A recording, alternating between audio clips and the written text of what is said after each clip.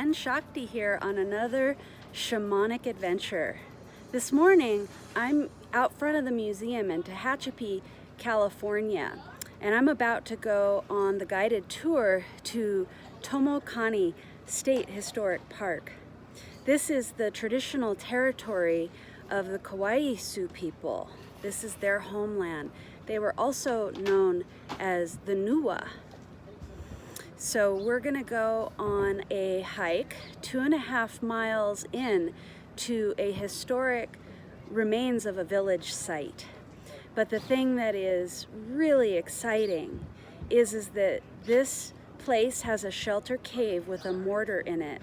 And the Kawaiisu people believe that this is where they all came from. They emerged from this place in the earth. So come along on this adventure with me. This is going to be a good one. And I have a secret surprise for you at the end.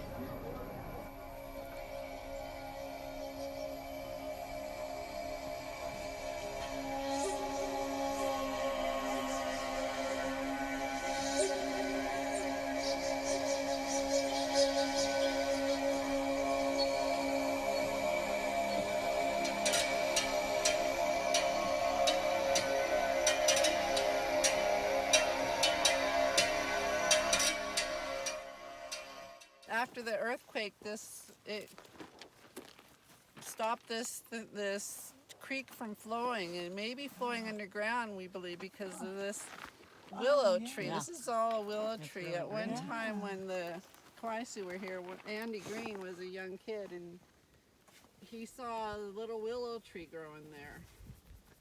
He wanted to pull it out at that time, and he didn't, and they never did. And so now the water, this tree is just pretty much sucking up any water that's under there. So Andy Green saw it when it was a little sapling? Yeah. Is this what's known as Nettle Springs? Yes, Right up ahead. On topo maps, it's identified as Nettle Springs, this side here.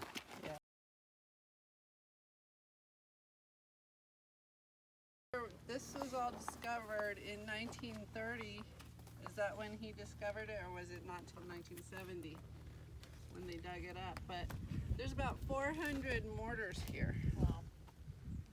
And this is where the women would come and do their grinding and probably gossiping, and they had the river down here, or stream, nice meeting place, creek, whatever it was at the time. So they had their food source.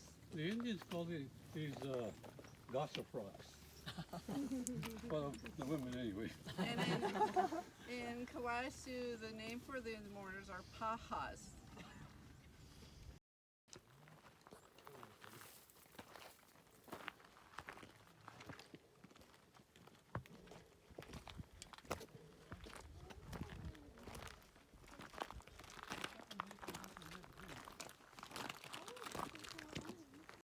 No, that's the medicine cave. Yeah. This is said to believe it was a medicine cave, and they would bring the sick people up there, and that's where they would go to. Maybe there was somebody there that would help them heal and with medicine, or maybe she was like a shaman. I don't know, but we don't know. But there's a cave there, and the sick people would go up there. Next to the cave, Fine when you're feeling good. there's that tree to the, is it the tree to the right, Ernie? Yeah, below and to the right. That tree is a silk tassel tree, which has quinine properties in it. So possibly they use the Gin and tonic. tree They got there juniper and berries and they got the medicines. quinine. Maybe they had other medicines. All around the park you see is a plant called a ephedra. And that's another plant they use for medicine. They would make tea with it. It's also called Mormon tea. But that's very good for respiratory issues, for relaxing. We made some once. It doesn't taste terrible. No, it's pleasant. Yeah, it's all around here. Dr. Mark's son described the construction of a Kahni in the after the archaeological dig of 71. And he said that they took an area, leveled it off, and they dug it into the ground maybe about a foot deep. Then they plastered it with mud. And then they looked for the material for their framework. Preferably, I think it had spiritual aspects. If they could get willow, they would use willow. If not, something else, maybe juniper branches, or if they weren't juniper, something else. And they would make the framework and tie it together, cordage maybe from cactus fibers or from the juniper. And then they would cover it, and the preferred material would have been tules. But if they didn't have tules, something else. Zygmunt says they could have used the bark of the junipers. In this area, you can see this yellow plant over there is blooming. Rabbit brush, they might have used rabbit brush. This is a longhorn sheep over there. This is a man standing here. He's got his addle. This is like a little animal, like possibly a dog, coyote maybe.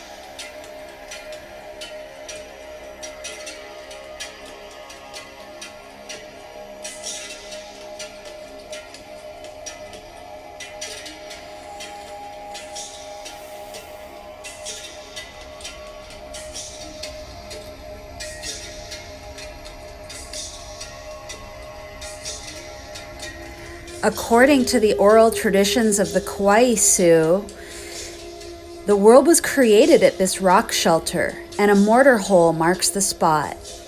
Grizzly Bear called all the animals together, and here they decided what they wanted to be, and they painted their own pictures. Grizzly Bear organized a party for all the animals, and it was at the mortar hole that he prepared the food and fed the people at the ceremony. Grizzly Bear still lives in that rock. He and all the animals inhabit the underworld. An entrance and an exit from the land is found in that rock. The yellow bird, known as Yawera, is the chief of the underworld and master of the animals, and he can enter the cave and reunite with the underworld.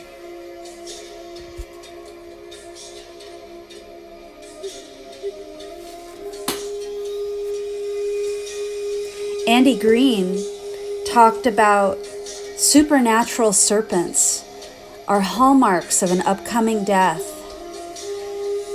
They're about 200 feet long and 3 feet in diameter, and when a heavy rain comes, you can see the great snake hanging down. He moves in and out, appearing with the clouds. This is the same great snake that lives in the animal netherworld of Yawera, and the Kawaiisu must pass to be able to enter the cave. It is only at the summer solstice when sunlight will pierce the cave and illuminate the mortar hole. Here you see the yoni entrance to the underworld. The Kawaiisu believe that Rock Baby is the one who painted the pictographs, and that they are always changing.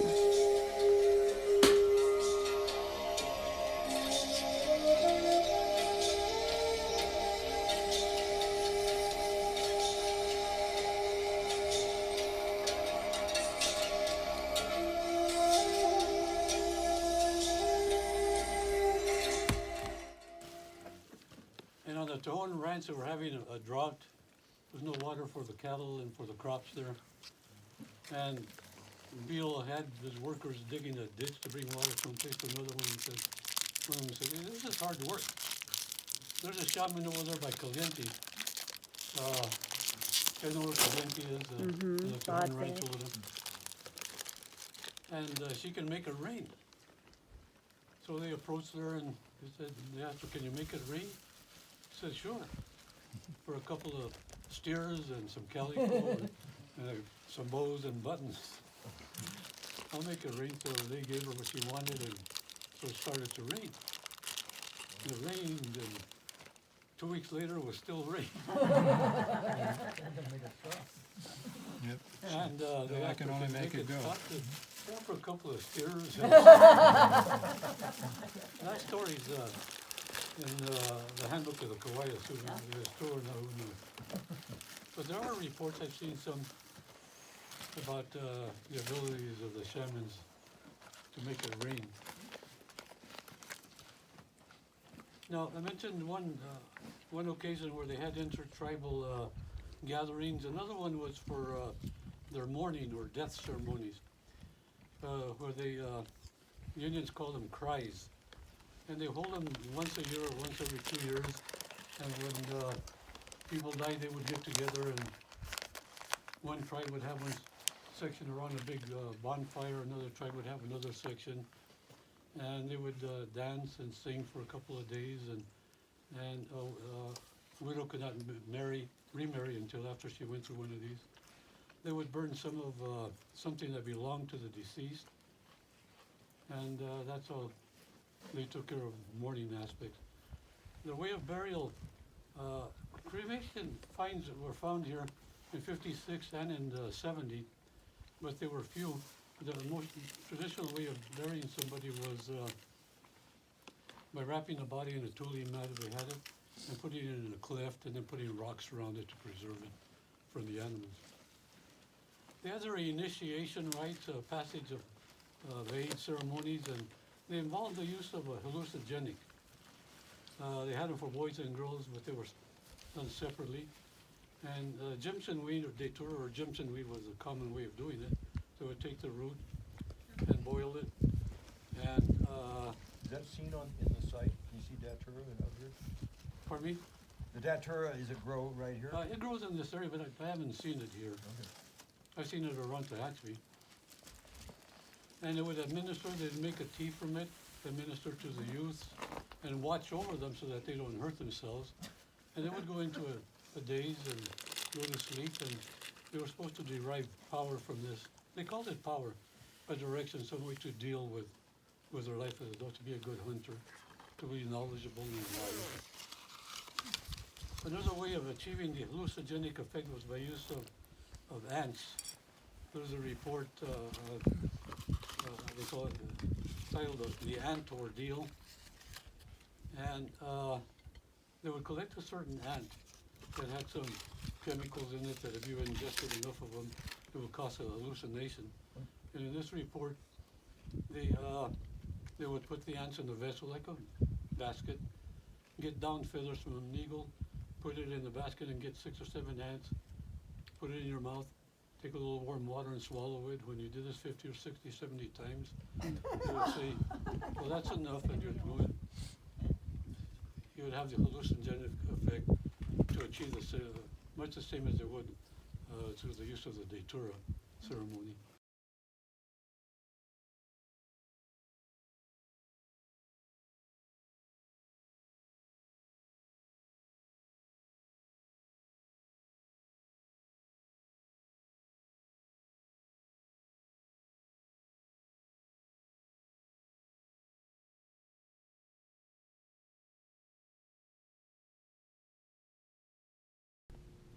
Nettle Springs was once the main water source of the entire village site. These incised notches and red pigment suggest a ritual site associated with feminine puberty rites. The recent accounts of the Kawaiisu say that women would sharpen their awls for basket weaving here.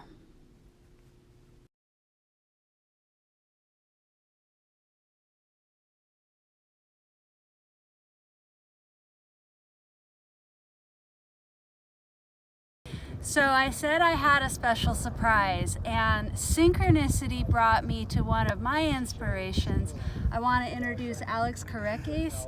He has a YouTube channel, Stories by Alex, and he has so many videos, Finding Lost Civilizations, that has really helped me to have a better eye of what to look for and greater details when I'm out exploring. So well, it was a pleasure being out here, you know, and we had a lot of fun, right? And check out what's your YouTube channel? Jen Shakti. There you go. Okay, for all you out there. So I'm just a big fan, and like total fangirl moment. Is the coolest thing ever to meet people like this, and what a fine group of people who all really love and appreciate rock art and ancient history. So it's just been a pleasure to meet you. Thank you Well, so I'm much. humbled, and listen, let's have fun when we go out there, and let's pass on knowledge, okay? All right, thank you. All right, goodbye.